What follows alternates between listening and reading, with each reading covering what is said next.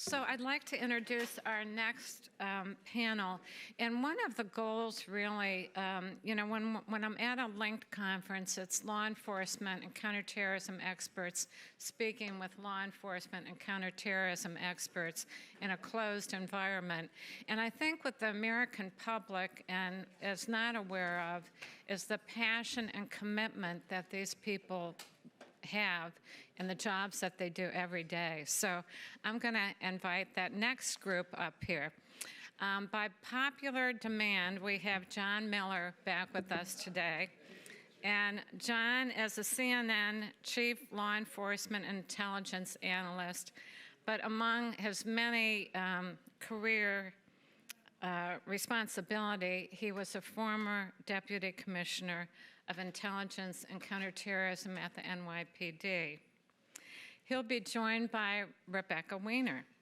And Rebecca is now the just appointed NYPD Deputy Commissioner of Intelligence and Counterterrorism. Yay, Rebecca. We were rooting for her behind the scenes. And they will be joined by Rob Kissane, who's a special agent in charge of the Counterterrorism Division of the New York Field Office, the FBI. So welcome. Good morning. So a couple of years ago, in an apartment in Brooklyn, 3 men got together to make a deal over a gun. In many parts of Brooklyn, this is not an unusual thing. What was interesting was what the guns were for. There was actually some candy thrown into the deal. But this was the result of an investigation that went on more than a year.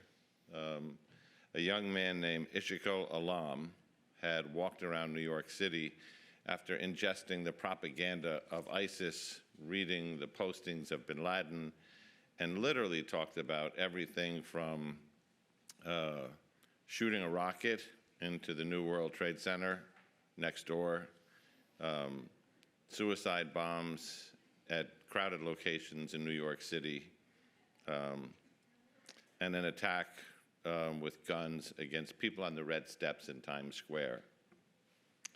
The fact that it had taken more than a year and an individual undercover agent who engaged him after he was seeking help in certain chat rooms for these plots, which transitioned to another undercover agent who stayed with him over months and months while he shifted from one plot to another, to the introduction of an FBI undercover agent who would be a Jamaican guy with dreadlocks who was posing as a well-known gun dealer who would sell to the criminal element and didn't mind the occasional terrorist. The amount of effort that went into this to make a simple firearms arrest in Brooklyn, not an uncommon occurrence, was to stop a terrorist plot. He believed that he and his recruit, who happened to be our undercover detective, were going to take as many lives as possible and maybe die trying. This was a remarkable effort, and yet not a particularly remarkable case. Between September 11th and today, it falls into several dozen, approximately 60 plots, either against New York City or plots emanating from New York City by various terrorist groups to include Al-Qaeda, ISIS, Hezbollah, and others. The post-9/11 bar was not to figure out who did it. It was to make sure it didn't happen. And over those years, we had other experiences. We had the Zale Thompson attack against our own police officers, a man who had ingested all the online propaganda he could and attacked police officers with a hatchet, injuring 2 of them seriously and dying in the process. We had the Chelsea bombing by Ahmed Rahimi, which ended in basically 48 hours of around-the-clock work that culminated in literally a running gun battle through the streets of New Jersey. I remember talking to Angel, the cop who first confronted him and was shot by Rahimi, and then initiated this running gun battle through the streets of Linden. He said, when I saw your press conference and the picture of who you were looking for, I immediately drove home. I got my ballistic helmet. I put it in the police car. I cut the picture out. I taped it to the dashboard. And I went back out and just kept looking for that face. And I said, Angel, why did you think a terrorist who had attacked New York City would somehow be in Linden, New Jersey? And he said, Commissioner, all roads lead to Linden, New Jersey. I never really thought of that. Outside again, right outside the stores, we had the West Side Highway attack, another individual who was a prolific user of propaganda, and of course, we had Aqaid Ullah, the attempted suicide bomber in the Times Square subway, who literally, lying on the subway platform, told Chief Galati and I that he basically had watched Flames of War II, the latest propaganda film by ISIS, and that it inspired him to blow himself up and take as many people as he could with him in what he discerned to be correctly the single busiest crossroads of humanity in the New York City transit system. So the track record is one that we have a lot of pride in, which is the prevention of so many plots between the efforts of the NYPD's Intelligence Bureau, the FBI's Joint Terrorist Task Force, which comes with the enormous resources and talents of the FBI, the specific experience, which is so deep here in New York City, and the experience and resources of all the other agencies that make up the JTTF. And this has been kind of Rebecca's life, SAC Kissane's life, and the lives of so many others for the last 20-something years. But where are we now? Because, you know, as Director Abizaid kind of teed up for us, we're at a risk factor here. Number one, crime is up, resources are tight, people are looking to draw certain things back on the idea of, well, there hasn't been a big terrorist attack, so therefore you probably don't need all this. If you look at things like the Alam case, you say there hasn't been a big terrorist attack because we have literally stopped 60 of these plots in progress by using these resources. In other words, the plan is actually working, but the risk is becoming the victim of your own success. The other thing that I think we're going to learn today is the target set has shifted significantly. So to get going with about the two best experts we could draw on today through this lens and a New York perspective, which, since all roads that don't lead to Linden, New Jersey, do lead to New York City, and occasionally Bedfordshire, let's start with where we are. So if you were going to do the menu of the 6 or 7 things that keep you up at night, not counting those 2 boys, what would they be? We can't put those guys aside. First of all, thank you. Thank you to Mary and Frank. Thank you to Sue. Thank you to everyone who hosts this conference every year. You know, you all put together an organization that supports families. I feel as though this is an extended family and has become one over many years. And I've only had the good fortune of joining it the past couple of years through work with Linked and with Voices and Invictum. But you all go back so long. So I absolutely appreciate being a member of this family. The work that you all do is tremendous. And you have really proven the importance of never forgetting and of continuing to follow all of these threads that started 22 years ago to where they lead today. So thank you for that. And I'm delighted to be here today with Rob, with whom I've worked for many, many years. Obviously, taking on the job of John Miller is quite a feat. but Let me we're all give you over the it. good news, which is anything I said during that entire 8 years that sounded vaguely intelligent, she wrote for me. So we're really just cutting out the middleman. This is all family history. But we got a great perspective from Christy Abizaid about sort of high level where we are as a counterterrorism community. And I'm going to bring it down to New York City and give you a sense of what that looks like on the ground here.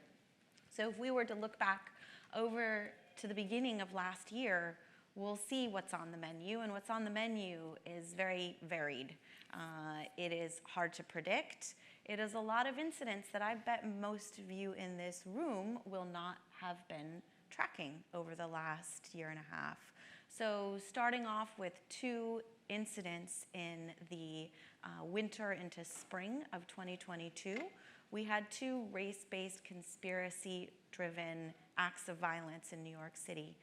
The ambush and assassination of 2 of our officers in January, and then an attack on the New York City subway that thankfully did not result in any casualties, but injured 10 people on the subway, instilling a lot of fear into a lot of subway riders and others across the city at a time when New York was just trying to pull itself out of the crisis of the COVID post-pandemic era. And then, of course, the incident in Buffalo, that was a racially and ethnically motivated extremist attack. Classic neo-Nazi accelerationist style incident targeting the Black community up in Buffalo. All of the hallmarks that we've unfortunately learned to track. Manifesto focusing on replacement theory, fear that others are coming across our borders and going to replace the white race, radicalization to violence with mental health concerns, and you all are going to talk a lot about mental health issues over the next couple of days, but driven by pandemic. A lot of things that we look at characteristically manifested, unfortunately, in that tragic incident in Buffalo. 2 incidents within a couple of weeks ago that represent the threat emanating from Iran, whether it's more directly from Iran or in the realm of the inspired threat we're so used to seeing with Sunni violent extremism, but applied to the Shia context. So Director Abizaid mentioned an assassination plot against a women's rights activist here in Brooklyn. Imagine the provocation of an Azerbaijani organized criminal network having successfully killed a woman in South Brooklyn due to her activity to support women's rights around the world.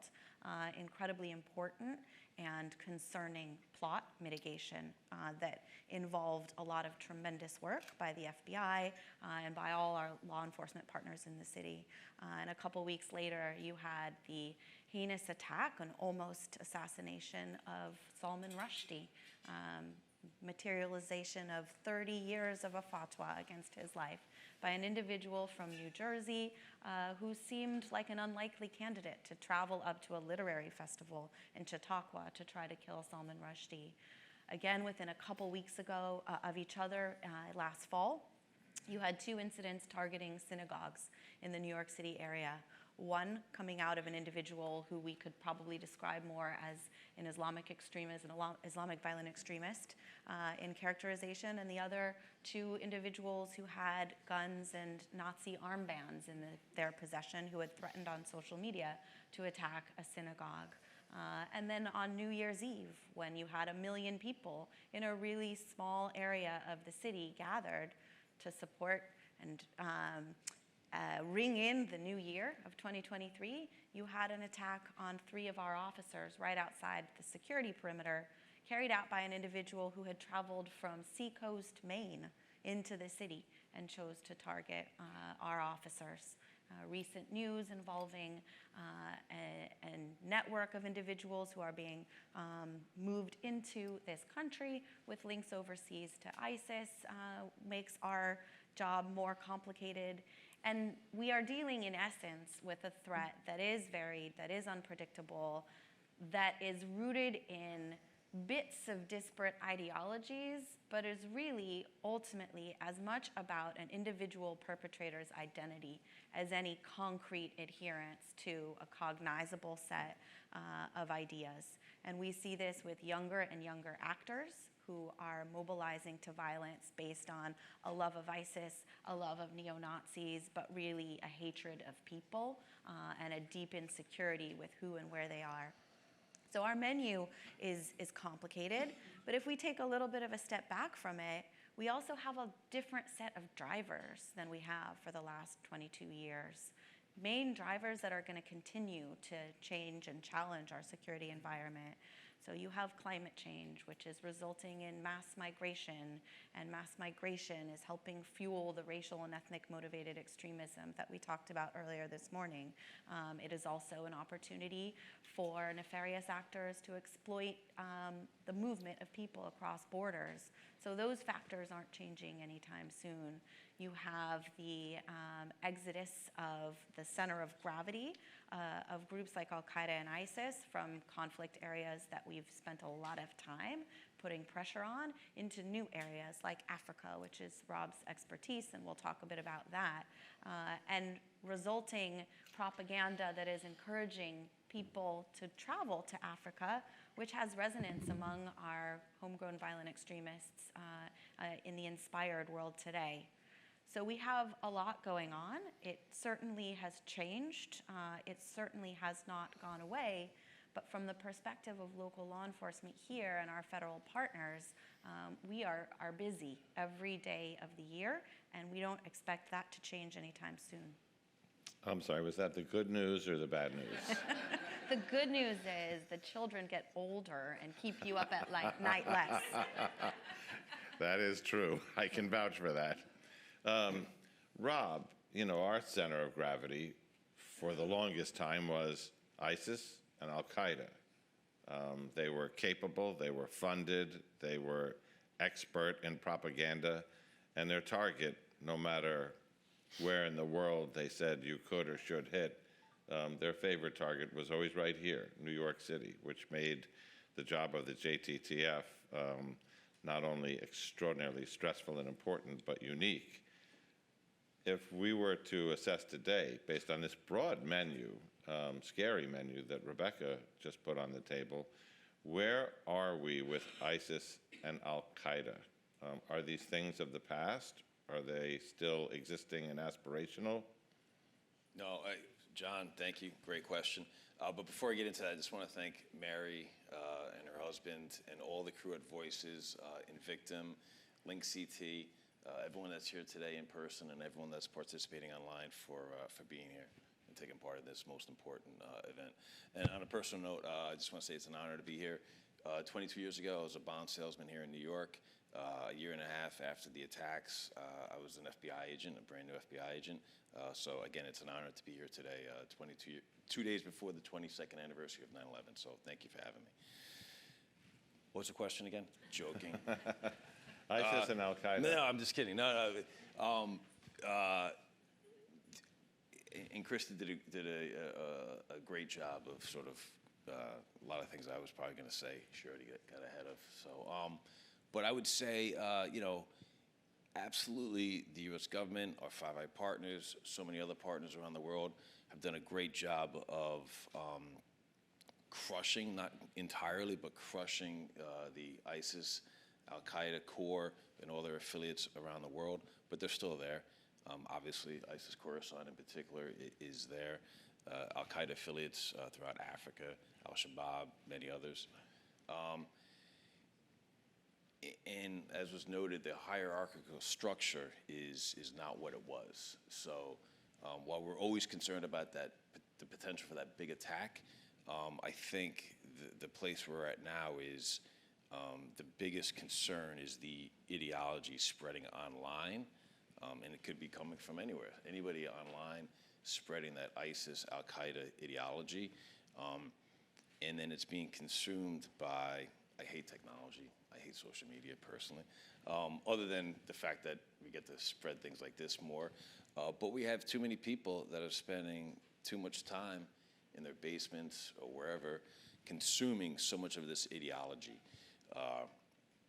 And we're talking about ISIS and Al-Qaeda now, but it also crosses over into domestic terrorism ideologies as well. And then all of a sudden you have this homegrown violent extremist. You have this lone actor potentially that's consumed this ideology. Oftentimes, they're juveniles. They're much younger than, the average age of our subjects today is much younger than it was, 5, 10, and certainly 15 years ago. So definitely not a thing of the past. Absolutely there. The affiliates are stronger now in many ways than are the core Al-Qaeda and core ISIS groups. But that ideology persists, and because of social media, technology, and other things, I won't get into the challenges now because the answer will be way too long. So it's certainly a thing. It's certainly a current thing. It's just changed, and they're going to continue to evolve in terms of how they can conduct attacks and have an impact on us. After the fall of the Afghan government, the reemergence of the Taliban, there was a lot of reasoned speculation and worry that Afghanistan would become what it was before, which is logical sanctuary for Al-Qaeda 2.0, new bases, new training, new recruiting. And yet we've seen a market shift to the center of gravity being in Africa. Why? Why not Afghanistan? And why is Africa being exploited? So I'll talk just for a moment about the New York JT. The way the FBI breaks down the world outside of the United States is LA, New York, Washington field office, and then Miami have different areas of responsibility for different parts of the world. New York has, in terms of investigating terrorism and other things, New York has Africa and Western Europe. That's that extraterrestrial program? Extraterritorial. Oh, I thought it was the X-Files thing. John, we have that. We do have that. I'm not going to get into that because I don't know enough about that. We do have that. So we break extraterritorial. Yeah. I got it. So New York has had Africa and Western Europe for some time. I would just go, and again, we investigate threats to the homeland, threats to Americans overseas, or embassies, whatever, that emanate from those areas. New York has had investigations. Al-Qaeda came about in the 1990s. There were embassy bombings. Just like all roads lead to London, many roads lead to Africa.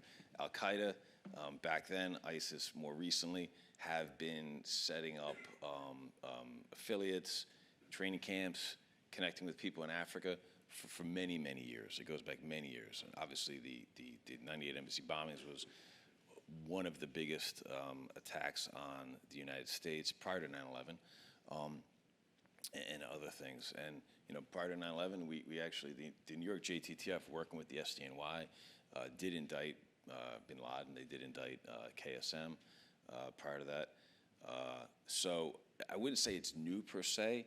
It's, there's many countries in Africa of varying capabilities, varying infrastructure in which they, not only in terms of their economy and their political system, but also in terms of their security system. So there's lots more, unfortunately, opportunities in Africa for groups like that to go, to set up operations, to recruit radicalized people, and to do what they do. So I wouldn't say it's anything new. It's just a continuation of what's been going on for really since the 1990s. And we have, just in New York, not to get too specific, but we have 3 squads that are focused on Africa. So 3 squads are focused on Africa. We always have people that are on the ground in Africa, working with our partners over there. Our job, while it's not simple, it's identify, assess, investigate, and try to disrupt and mitigate as much as possible. And we're working on the ground with people. We have been working on the ground with people. We continue to work on the ground with good partners over in Africa to try to do just that.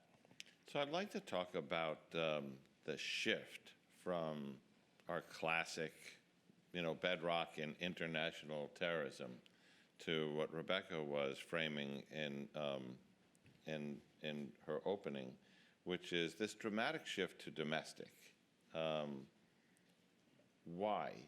What happened? Why is this taking off? I think there's a number of reasons. And just as what's domestic is international, sometimes the domestic violent extremists are also very seduced by some of the bedrock principles of Al-Qaeda, ISIS ideology at the same time. So it's quite blurred. And I think part of the issue is around what's at the root of an individual's mobilization and radicalization to violence. The internet, we've all been talking about this for the last 15 years. It's an incredibly important element of the story. And the last 3 years are particularly acute manifestation of that, not just because of the technology, which has certainly allowed people to consume the ideology online, and the domestic violent extremist landscape. In many manifestations, not all, the militia violent extremism world is less driven by the online environment than the racially and ethnically motivated extremist world, which uses digital technology not just to connect people with each other and with ideas, but also to form an ecosystem and something of a hierarchy without the trappings of a formal organization, with all the things that formal organizations have: bureaus, territory, command and control.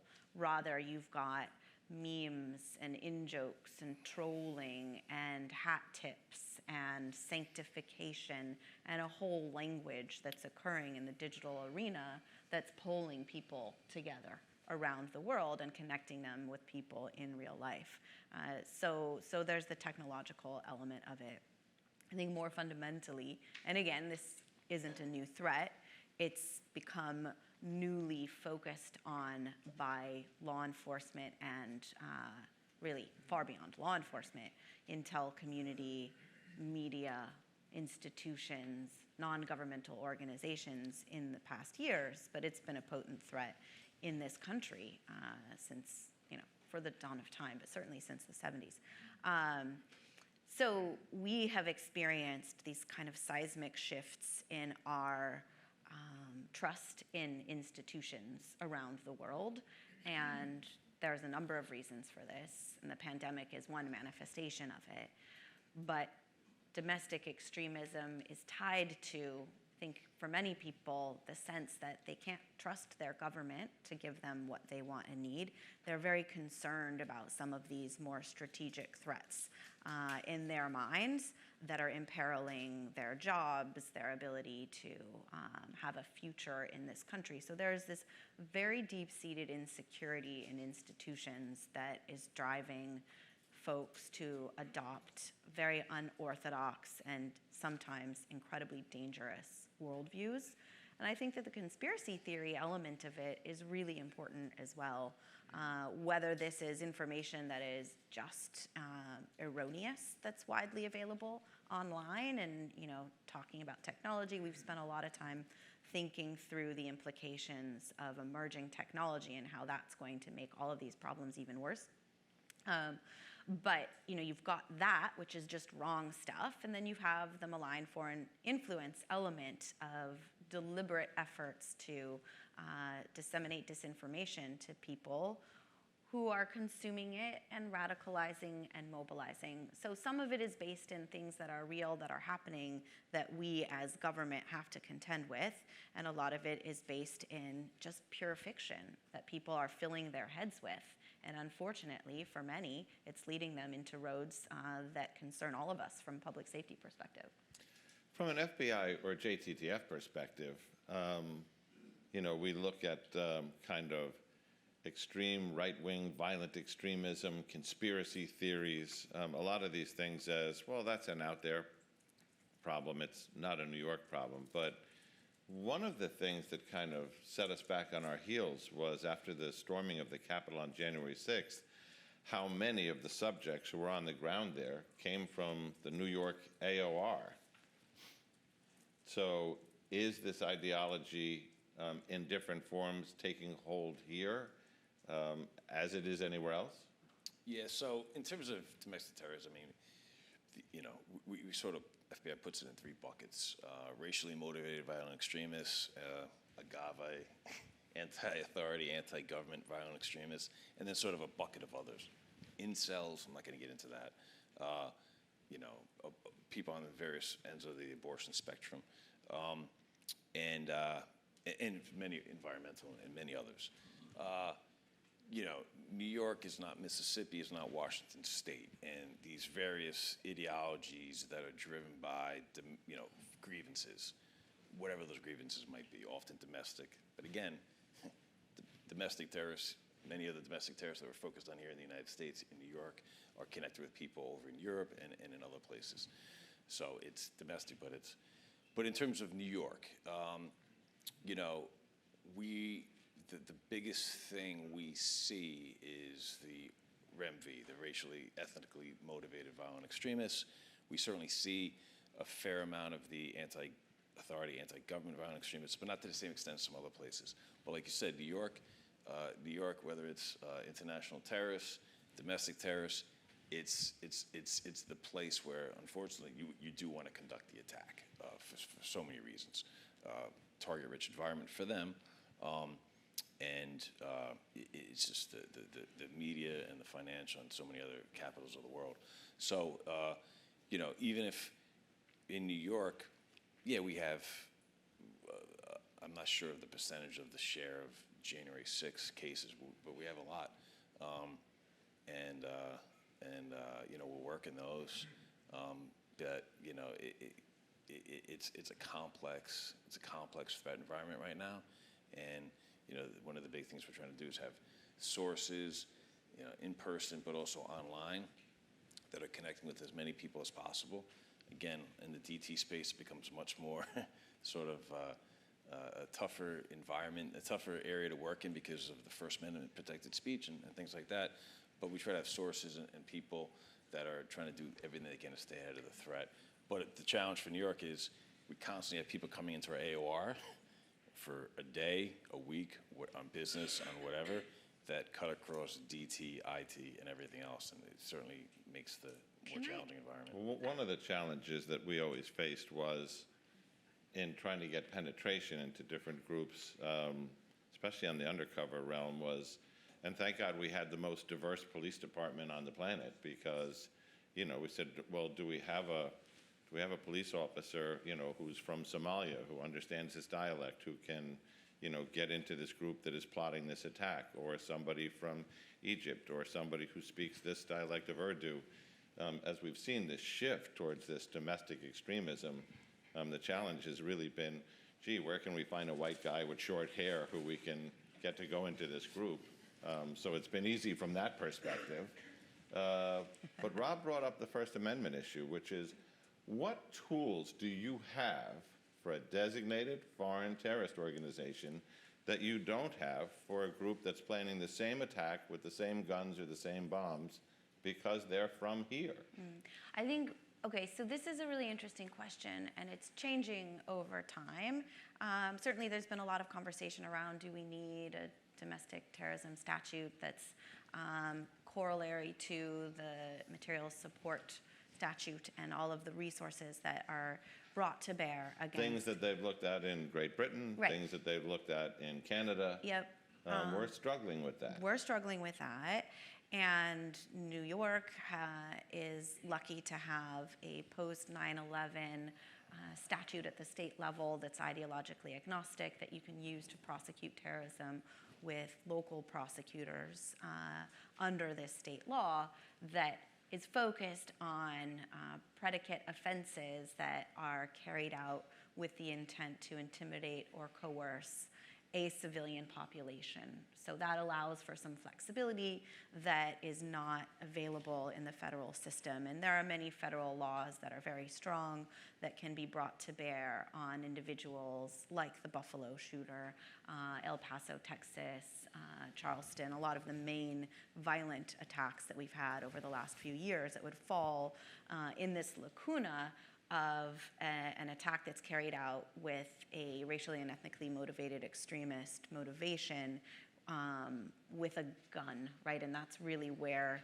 the rubber meets the road from a statutory perspective. If it's a weapon of mass destruction or an IED, there are elements of the statutory framework that you can use even in the domestic context. But a mass shooting that is motivated by hate or racially and ethnically motivated extremism falls in this bit of a gray spot. And there are a lot of people with a lot of different opinions on the matter. There's another element of this which is important, and it's also changing, and it is very squarely in the where does the First Amendment leave off and bedrock principles that our country certainly has become such a vibrant and free and open place because we support, but concern around public safety and the emanation of violence. And we've seen in this city, we've seen it across the country, clashes that sometimes do get violent around cultural issues. And I was a wee child in the 70s. This is not the first time this has happened in the history of our country, but it is an alarming trend. And so whether it's around, drag story hour or pro and anti-vaccination, or here in this city, we're now dealing with it around the migrant crisis, which is consuming a tremendous amount of resources for our city, that galvanize people who have different political opinions to come together in a way that may start off as peaceful protest, but then becomes more than just fractious. And at the end of the year, we had an incident in Jackson Heights around a drag story hour involving some Proud Boys, some individuals who are part of a concerning and at times dangerous anti-Semitic group, and then individuals who are on the anti-government extremism side, so far right, far left, Nazi salutes, scuffles, and that's low level, and that's very much within the comfortable firmament of what police do every day to deal with. But those underlying trends and the likelihood of violence erupting just out of differences of political opinion are becoming more widespread and prevalent. And that isn't necessarily going to be, it's certainly not going to be an NCTC problem. It may not be an Intel community problem. It is very much a policing problem, and one that requires us to think creatively about the resources that we have and the ability to understand these very localized currents that can turn into threats. And how does the spread of this, the globalization factor, the internet piece, the need to create and write these sweeping manifestos turn a shooting on an island, in the Netherlands, a Breivik, into a Tarrant in multiple mosques, mass casualties, mass murder in New Zealand, into a supermarket in Buffalo, each coming out with their own almost book-sized screeds. How do you get ahead of that? And again, that goes to the pernicious narcissism and disaffection that many of these actors have, for one, which is this grandiose sense that their views on what's happening in the world need to be shared alongside their violence. But it also goes to the need to create this ecosystem where they are replicating each other's tactics and they're replicating each other. So we have a number of incidents involving people who decorate their firearms with the names of those who've come before them. So it's a sense of, we're going to create an organizational power out of the fact that we're actually just a bunch of individuals who are radicalizing to violence in our own homes and ways, but with pretenses of something larger. So there's that, but that's helpful from a law enforcement perspective. It gives us an artifact to go out and find, hopefully before the act is done. And I mentioned an incident in New Jersey last fall. The way that plot was mitigated was the identification of a manifesto. Manifestos are often found in the realm of racially and ethnically motivated extremist attacks, but also kind of crossing over to be something sometimes homegrown violent extremists are interested in writing as well. He wrote that manifesto as if he had already done the act. Yeah, and most of them must are. have set off Alarm bells, right? And so that's the good news case of a dog that didn't bark, because we found the manifesto and we as a collective law enforcement response in this case were able to mitigate the threat. In Barrett and Terrence case, in the El Paso shootings case, in Buffalo, unfortunately, the manifesto was retrieved as it was intended to be ex post.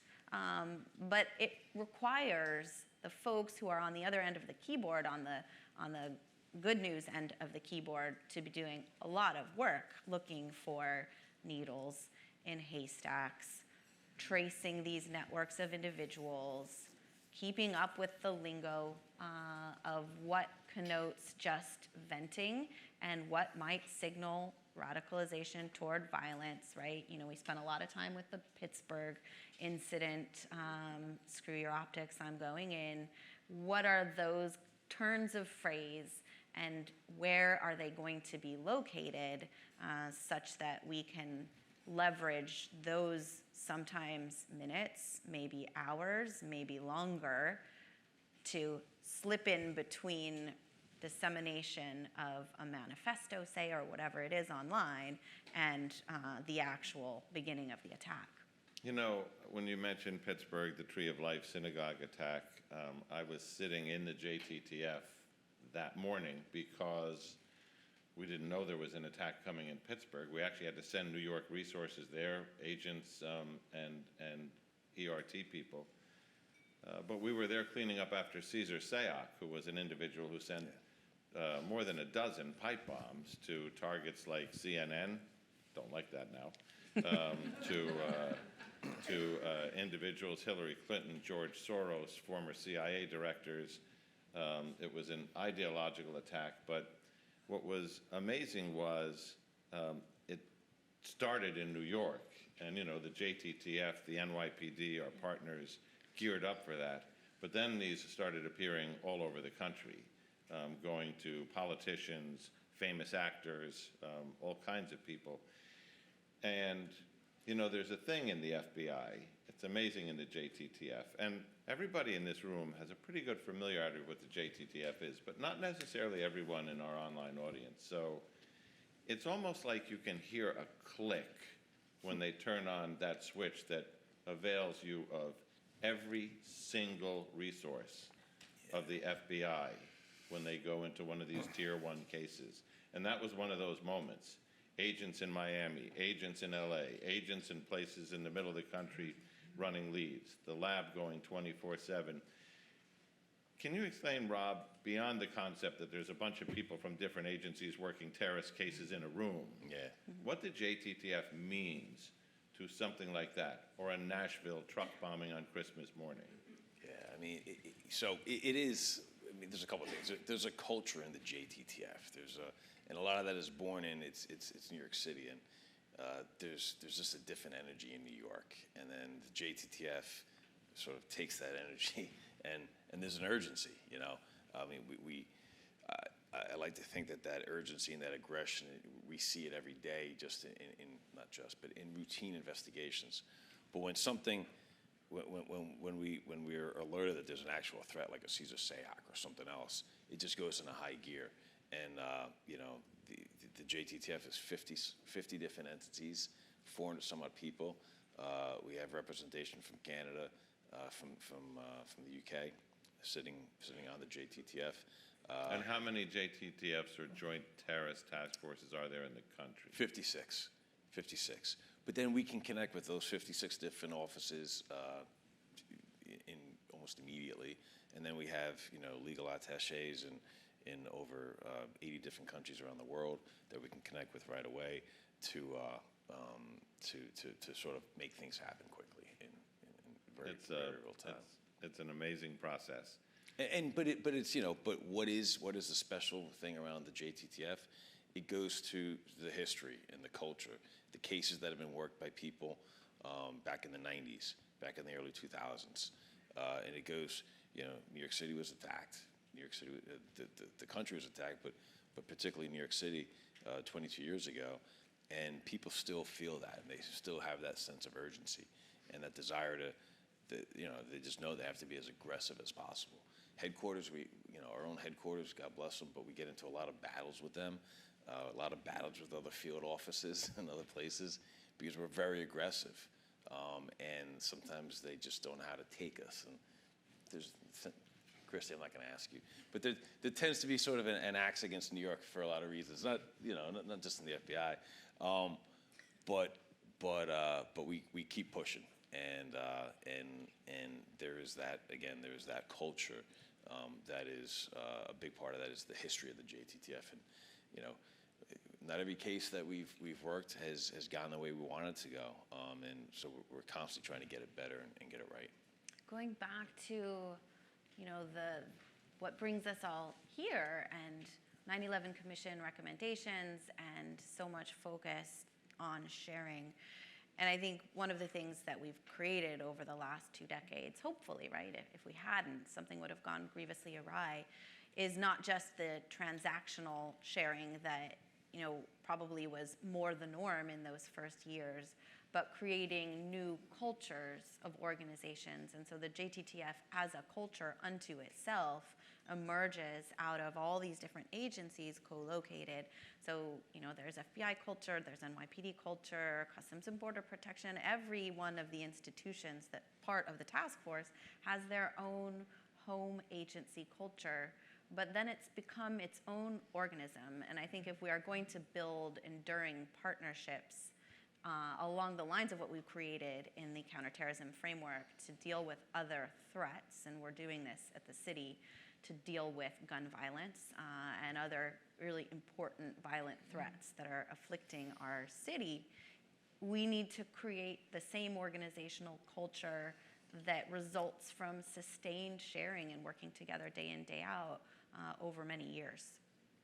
So in the time we have left, since we've spent a good deal of time on the terrorism we know, we've also touched on, in a couple of places, the terrorism that we're just beginning to understand.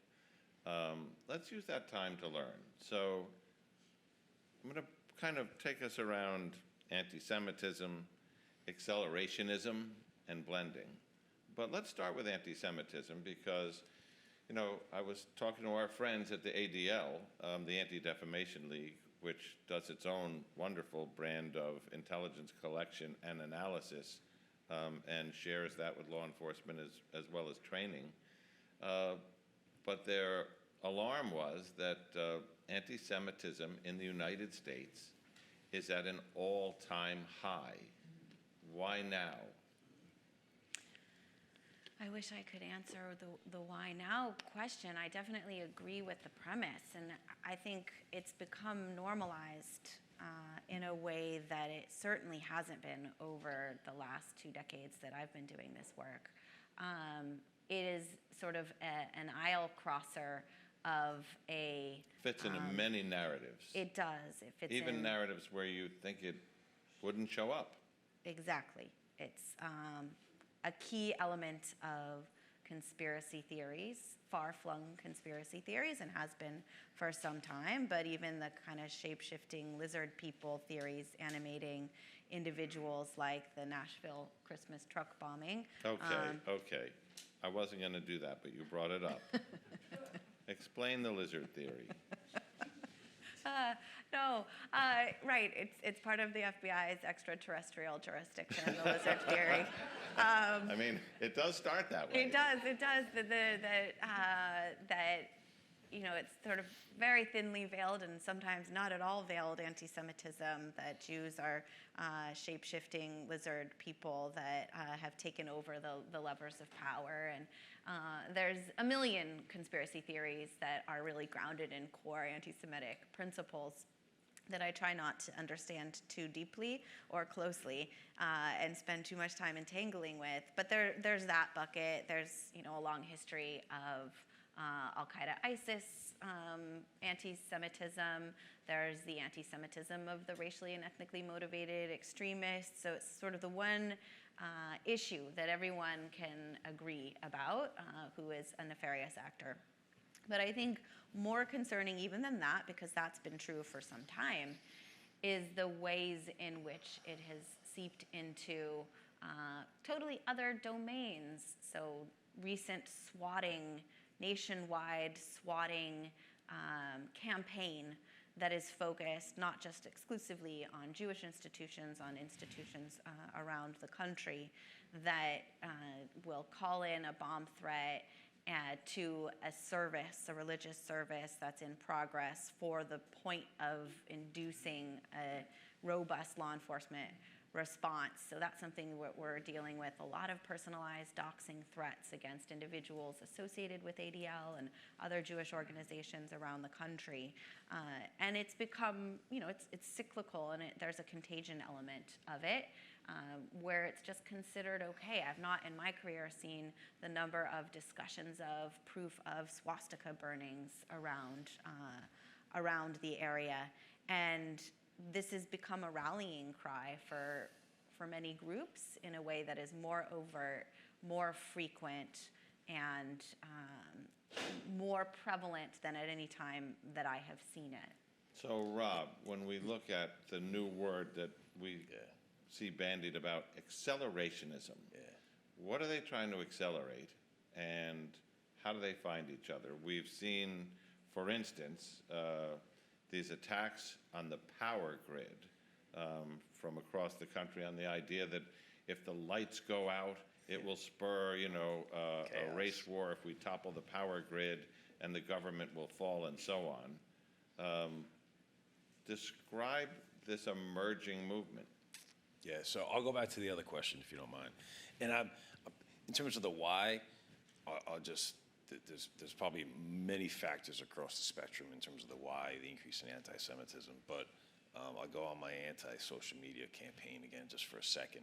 There's always been these bad actors out there that are anti-Semitic, unfortunately, but it's so much easier for them to proliferate that hate and that ideology today than it was 10, 15 years ago. And it's only going to get worse with AI in terms of creating content, spreading that content out there. So I just throw that in there as part of the why. And, looking at, New York is not, Mississippi is not Washington State. Certainly we have a much higher population of Jewish people here in New York, so it's a significant concern for us in terms of that increase in anti-Semitism. We connect on a regular basis with the ADL. I was talking to somebody about the ADL about going up there one day, and as I was talking to her, two of my agents came. I met them just walking in the hallway. They're like, "We're on the way to the ADL." I had no idea, but we're constantly connecting with them. Like you said, they have an incredible intelligence operation up there, and we get leads from them and so many other places on that. And in terms of partnerships, we have an effort to go out and connect with synagogues, Jewish schools, community groups, and we last year we met with over 100 in the AOR, and we're trying to spread that out and do more because it is a significant concern of ours. Accelerationism. I can't say I'm glad you brought that up. It's one of those weird groups that you don't really want to dive too much into because it's so crazy. But what is accelerationism? It's the ideology there is a desire to bring about more quickly the downfall of society, of the West in our case. And they want to conduct as much violence, cause as much chaos as they can to sort of bring that about. And one of the things that they're doing to do that is looking to attack the power grid. Another thing we're seeing that is one of the most disturbing things is they're going into and they're trafficking more in child porn, kiddie porn, and there's one group that we have an investigation on now. It's called the Order of Nine Angles. You can Google them. It's disgusting. And a subset of that is 764. But it's an accelerationist, neo-Nazi, racially motivated group. But they take anybody in there, So some of the, some of the most significant players in that group are, if you saw a picture of them, it's not what you would expect necessarily. But anyway, yeah, they're attacking the power. They're looking to attack the power grids, but they're also looking to sexploitation. So they get young kids online, 12, 14-year-old people. They get them to do awful things to themselves online. They videotape themselves, and then they Sextortion. Sextortion. Sextortion. Then they extort them to do other things. And there's this significant concern on our part that not too far down the road, they're going to be extorting them to do a mass shooting in a school or some other place. So, I think when I first got briefed on that case a few months ago, I think we had about 40 subjects. We now have over 160 around the world, not just in the United States, but around the world. And just to touch on some of the challenges that we have, encryption, obviously a significant challenge, working a case like that. But another thing is they go on these different, in these different messaging apps like Telegram. They have this group. Luckily, we're able to get some sources and some undercover officers in there. But then these messages, they share content, they share things with each other, but then the messages disappear in a matter of seconds. So it's very difficult. So again, we have about 160 subjects. We imagine there's, close to 1,000, if not more, around the country. But it's very difficult to save that content, to search it, and to use it as evidence. So we're working with tech companies on how to get better at that in terms of partnerships. But significant challenges working that. I think accelerationism, there's just people, it starts with nihilism and it turns into millenarianism and the sense that the world is moving in a trajectory that is leading toward societal collapse. And that's something to be heralded, because hopefully what can be replaced in their view is a land, a white ethno-state, and this sense that we just kind of need to burn the system down and replace it. And it's a worldview that seems insane to those of us who are living day to day in the world that we've painstakingly tried to uphold and create, but becomes a lot more popular over the last several years, and seeing terrible things that are happening the world over, I think has filled people, especially younger people, with a sense of real despair and hopelessness. And again, mental health, really important. For some, that turns into an accelerationist worldview that manifests in violence. For others, we need to think really concretely about how we can divert our younger people and make sure that they're channeling some of those feelings into something that's a lot more healthy. So if the goal of accelerationism is to the collapse of society as we know it, first of all, they should just be patient. We're doing fine without them. And I think when you kind of talk about everything from the lizard alien, control of the world slips into, by the way, when they post the pictures of the lizards in their true form at the podium at the UN, one of them is wearing a Star of David armband. So we see, no matter what the theory is, lizard theory, QAnon theory, the anti-Semitic tropes cross across almost all of these in some way. So I think it would be important after this, which was a baselining session about where are we coming from and where are we going and what are we doing about it. We have the two right people here. Let's end with the good news, which is with the 2 minutes we have left for each of you to do that, we've come a long way since 9/11. What's working, and what can we leave this fairly concerning briefing with in terms of hope? Because there's a lot of that. You guys are doing a hell of a job. I think that from our perspective, the point is that we spend all our time thinking about this so that you don't have to. And we do it collectively. We do it very concretely every day in this city and across the country and around the world. So the fact that we're immersed in the doom and gloom and all the catastrophizing that we like to do is important because it results in tremendous partnership and tremendous positive outcomes. And we're going to keep doing that, and we're going to keep following the crazy theories wherever they take us and making sure that where they don't take us is into a crime scene. Yeah, so in terms of what's going well, you know, for the JTTF, the relationships are incredible. Again, 50 different entities, but every team comes in there, every different entity comes in there, and yeah, there's still CBP or NYPD or FBI or New York State Police, but they take that hat off for a little while, and when they're on the JTTF, it's one team, one fight. So, and that's maybe stronger than ever. It's an incredible culture, an incredible team. And then, because it's such an incredible team and they have a culture, we go out there, as with others, but I'm just talking about the New York JTTF, we go out there and we connect with African partners, European partners. We overshare. We share as much as we can. Sometimes I might get in trouble, but we do. I've cut the FBI tear line. I've done a real tear line where you cut the FBI off and you hand it to them in Ugandan prison.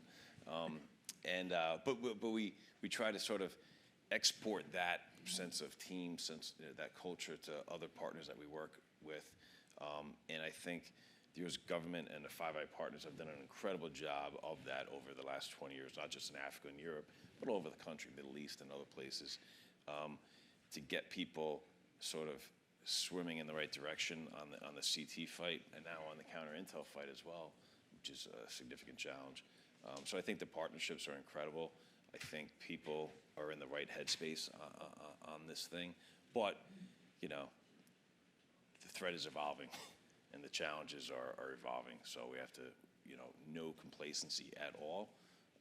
But I think we're doing, I think we're in a good place in terms of the relationships. Well, I mean, we start here as voices of 9/11, which turns into voices because it's not just 9/11, and Invictum, which is, you know, developing that network that teaches us, them, you know, in their jobs. But this morning, you know, Christy Abizade tells us again about the NCTC, where, you know, everybody comes in from CIA, NSA, DIA, the entire alphabet soup. And as Rob said, they kind of shed that agency thing for the minute to say, let's put all the dots on the table and let's sort them out. Let's connect the ones that connect.